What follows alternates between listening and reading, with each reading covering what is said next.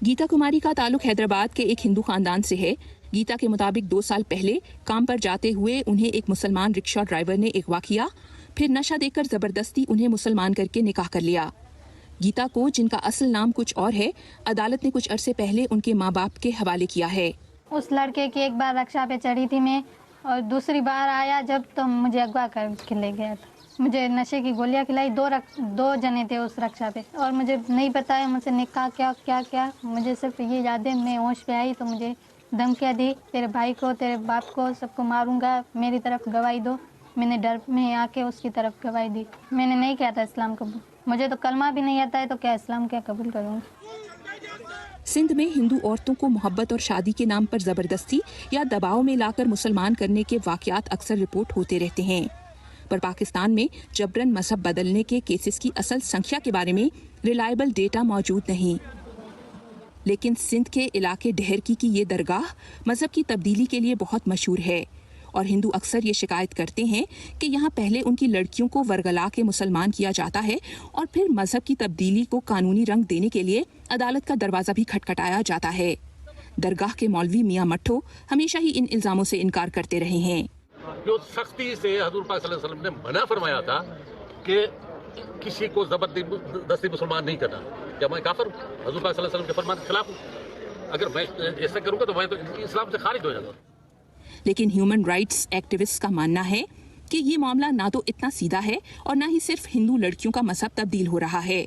पंजाब में क्रिश्चियन लड़कियों के साथ ऐसे कई मामले अदालतों में सुने जा रहे हैं, जहां कम उम्र लड़कियों के निकाह, उन्हें मुसलमान किए जाने और फिर कभी अपने माँ बाप से ना मिलने दिए जाने के इल्जाम सामने आते रहते हैं। बच्ची जब बाजब हो या बच्ची को बाजब करवाया जाए, कानून उस हवाले से खामोश है कि बच्ची को किसके सुपुर्द किया जाए।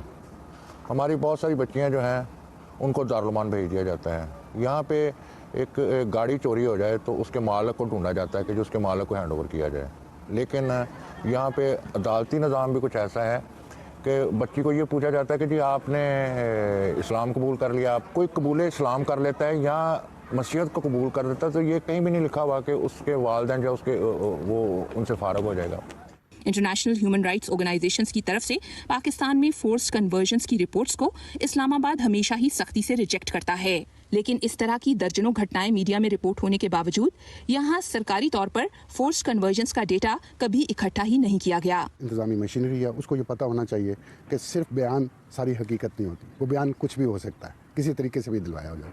सो जुडिशरी की, जुडिशल ऑफिसर्स की और इन्वेस्टिगेशन ऑफिसर्स की इस तरह से सेंसिटाइजेशन वो भी ज़रूरी है। और फिर ये कि जो डिस्पैरिटी हमने सिटीजनशिप की यहाँ पे कायम कर रखी है, इकनॉमिक डिस्पैरिटी है, अपॉर्चुनिटीज़ की डिस्पैरिटी है, तो फिर इसी तरह से किसी मुल्क में कोई जो डाइवर्सिटी है वो ख़त्म हुआ करती है।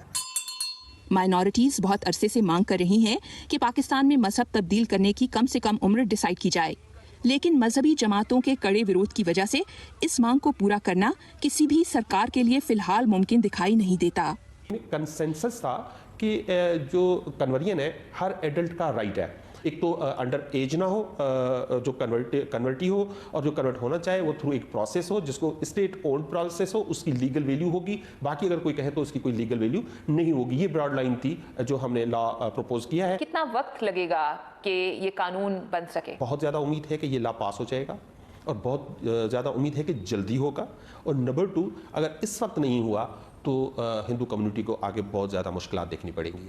रिकमेंडेशंस जो दी गई हैं उसमें ये तजवीज़ ज़ेर गौर है कि कन्वर्जन की कोई कम से कम उम्र पाकिस्तान में मुकर्रर की जाए। जी बिल्कुल, जो सब कमेटी ने जो बिल ड्राफ्ट किया है उसमें ये रिकमेंडेशन है कि जो कन्वर्ट होना चाहे उसकी मिनिमम एज 18 ईयर्स होना चाहिए। लेकिन हमने देखा कि पास्ट में जब सिंध में ऐसी कोशिश की गई है तो उसमें काफ़ी रुकावटें और दिक्कतें आती हैं। मुझे वो यहाँ पे भी नज़र आती हैं, और मैं इसी वजह से मैं जो यूज़ करता हूँ वर्ड कि कुछ ना होने से कुछ होना बेहतर है। आपका ताल्लुक हिंदू कम्युनिटी से है, इसका स्केल क्या है? एक तो अंडर रिपोर्टेड है नंबर 1, और नंबर 2 क्योंकि हमारे यहाँ एक जो प्रोसेस है राइट फ्रॉम द थाना टू द कोर्ट वो इतना एक्सपेंसिव है कि जो हिंदू कम्युनिटी है यहाँ की खास तौर पे, जहाँ से मेरा ताल्लुक है, वहाँ पे 80% Hindu community below the poverty line रहती है, उनको खाने के पैसे नहीं होते। तो उनका जो उनके साथ जो इश्यूज आते हैं, उनको ना थाने पे कोई रिस्पांस मिलता है और ना ही उनको वो कोर्ट जाने को अफोर्ड कर सकते हैं, इसलिए वो केसेस अनरिपोर्टेड होते हैं। कोई फिगर्स हैं कि कितने केसेस हो रहे हैं? ये प्रोविंशियल मैटर है, तो प्रोविंसेस क्यों खामोश हैं? इस्लामाबाद में तो कोई फोर्स्ड कन्वर्जन नहीं हो रही, मैंने कहा कि केपीके में नहीं हो रही, बलूचिस्तान में, ये तो सिंध में हो रही है। ज़्यादातर केसेस आप देखेंगे सिंध के रिपोर्ट हो रहे हैं, या क्रिश्चियन कम्युनिटी में पंजाब में हो रहे हैं। तो it's the responsibility of the provincial government to gather data, to convey the data and to stop this. जो ये जो बुराई है, इसको रोकने की जिम्मेवारी भी प्रोविंशियल गवर्नमेंट्स पे फर्स्ट आयद होती है। लेकिन prime minister Imran Khan has taken the lead and we hope he will do something. लेकिन यहाँ पे रिलीजन इन्वॉल्व हो जाता है, और साउथ एशिया में रिलीजन हमेशा मोस्ट सेंसिटिव इशू रहा है। हो सकता है कि हिंदू लड़की किसी हिंदू लड़के से शादी करती हो मोहब्बत की, और पेरेंट्स की मर्जी के बगैर करती हो, तो इतनी सेंसिटिविटी ना हो। लेकिन यह सेंसिटिविटी आती है क्योंकि मज़हब की तब्दीली होती है। तो अगर ये जल्दी हल नहीं होता तो बहुत ज़्यादा मायूसी है माइनॉरिटीज़ में, ख़ासतौर पर इस इश्यूज़ पे।